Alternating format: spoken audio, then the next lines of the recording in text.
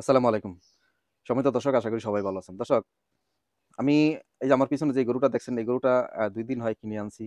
এখন বুঝতে পারতেছি না আসলে গরুটা কিনে কি ঠকলাম নাকি জিতলাম। তাই আপনাদের সাথে একটু শেয়ার করা এই ভিডিওর মাধ্যমে। তো আপনারা যারা গরুর খামার করেন প্লাস গরুর ব্যবসা করেন, হয়তোবা তারা বুঝতে পারবেন।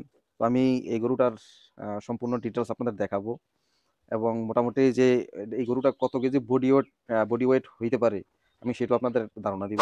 তো আপনারা অবশ্যই একটু কমেন্ট বক্সে কমেন্ট করে জানাবেন যে মূলত কি গরুটা কি নাকি আমার ঠক হইলো নাকি জিত হইলো। আর বিশেষ করে আপনারা যারা গরুর খামার দিবেন, তারা আমার ব্যক্তিগত মত থেকে বলছি এই ধরনের ছোট গরু কিনে তারপরে খামার করবেন, তাহলে আপনারা লাভবান সবচেয়ে বেশি হবেন, আমি যতটুকু মনে করি। তো দর্শক, আহ, আসলে মূলত আমার নিজের ভিডিও নিজের করতে হয়, আমার ভিডিও করার লোক নেই।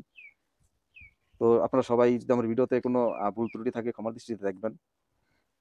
তো দর্শক, আমার সাথে থাকুন। আমি এই গরুটা আগে আপনাদের সম্পূর্ণ দেখাই, তারপরে আমি দরদাম বলি কত টাকা খরচ হয়েছে আমার এই বাড়িতে আনা পর্যন্ত, তাহলে আপনারা সবকিছু বুঝতে পারবেন।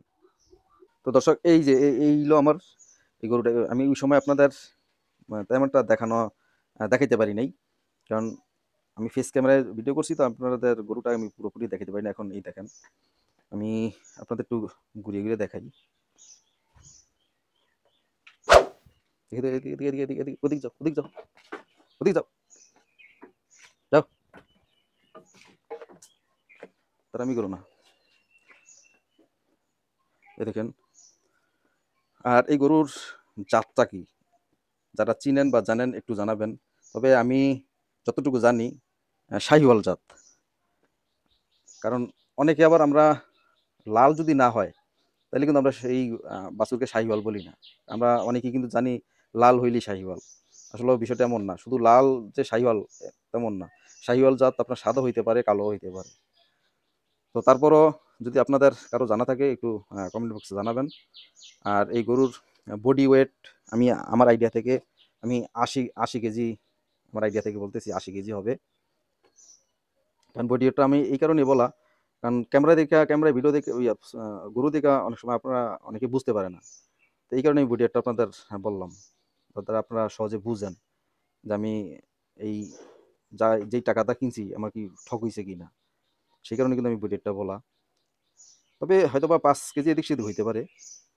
আর এই গরুর দাম, যিনি মালিক, সেই মালিককে আমি ৫৬,০০০ টাকা দিছি। আর খাজনা আছে, এবং কি হাটের যে খরচ, এবং কি বাড়িতে আনা পর্যন্ত যে গাড়ি ভাড়া, এই টোটাল খরচ আমার পড়ছে ৫৮,৩০০ টাকা এই গরুর পিছনে। তো এই কারণেই আপনাদের সামনে আমার এই ভিডিওটি তুলে ধরা। আপনারা যারা গরুর খামার আছে, প্লাস গরুর ব্যবসা করেন, বা যাদের গরুর দরদাম সম্পর্কে আইডিয়া আছে, তারা অবশ্যই একটু জানাবেন, কমেন্ট করে জানাবেন গরুটা আমার কেমন হয়েছে কিনা, কি সত্যি ঠকলাম না জিতলাম। আর কথা হলো যে আমি এই গরুটা কিনছি, এখন ঠকছি বা জিতছি সেটা কোনো কথা না। সেটা হলো আল্লাহ ভালো জানেন। তো তারপরেও জাস্ট আপনাদের কাছে একটু ধারণা নেওয়ার জন্য কিন্তু এই ভিডিওটা করা। তো দর্শক, সবাই ভালো থাকবেন।